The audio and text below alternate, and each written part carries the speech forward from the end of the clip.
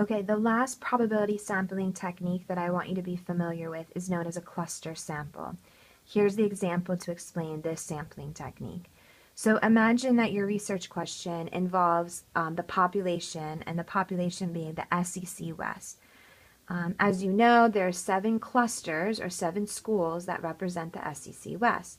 University of Alabama, University of Arkansas, Auburn, LSU, Mississippi State University, Ole Miss, and Texas A&M. So the idea here is if we were doing a one-stage clustering sampling technique, what we would do is go ahead and put those 7 schools, put them into a hat, and then go ahead and randomly select, let's say, one of those schools to go ahead and have as our sample. Any type of simple random sampling technique can be used. I'm just using the hat example to illustrate what you could do.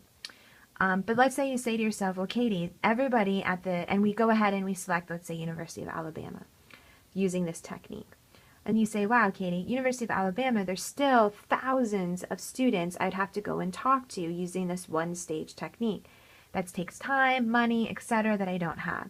So then you can go ahead and select a subset of University of Alabama students using a probabilistic technique. Again, putting all the students' names into a hat, and let's say selecting 500 by chance to go ahead and talk to be a part of your research study.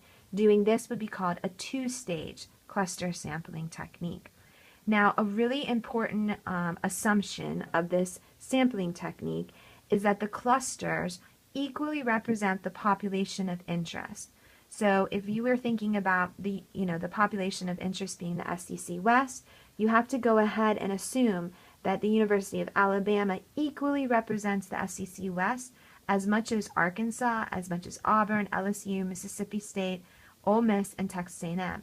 If you don't have confidence saying this, that yes, they equally represent the SEC West, you shouldn't and could not use this clustering sampling technique. You have to go ahead and use something else. So this technique can only be used if this assumption is satisfied.